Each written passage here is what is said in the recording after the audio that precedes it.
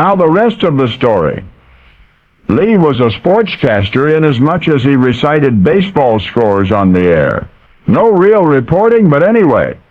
When the baseball season was over, Lee was out of a job, so he went to Harfield Whedon, the program manager, and asked if he could join the regular staff of announcers at KNOW. Harfield told Lee that sometimes it's better to face facts, that he would never make it as a radio announcer. Harfield said, "Not in Austin, Texas, and not anywhere else."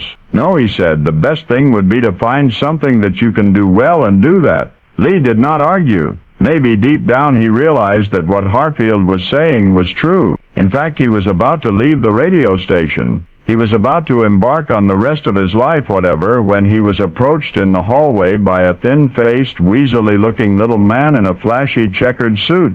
The man said, "My name is Fox."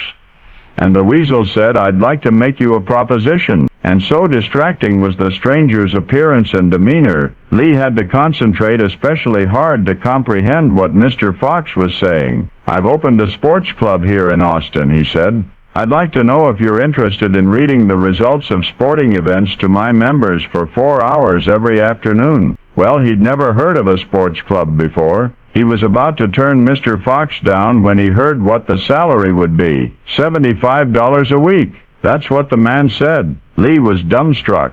He could put himself the rest of his way through college on a wage like that with a fortune to spare. Not even Lee's father made that kind of money. "It's a deal," he told Mr. Fox. And the following Monday he showed up for work at the address that he'd been given. It was a rundown office building to begin with. The sports club, so to speak, was on the second floor. Lee was admitted only after being identified through a sliding panel in the front door. He was entered into a small windowless room in which there was only a teletype, a wooden chair, and a microphone. Lee was then instructed to read into the microphone all of the information the teletype printed. "Where's my voice going?" Lee asked. "The next room," Mr. Fox answered. And the young man was allowed to peek into the adjacent smoke-filled hall, which was wired with a public address system. The room was crowded with rough-looking club members, all of them staring intently at scribbles on a blackboard. Lee would not have to ask what was going on anymore. He knew now. He had just signed on as an official racetrack announcer for the best little bookie joint in Austin. Well, as it turned out, crime paid well, but not well enough. After 2 weeks of dodging shadows and sleepless nights, Lee simply didn't show up for work and resolved never to go back. Of course, now he was more scared than ever.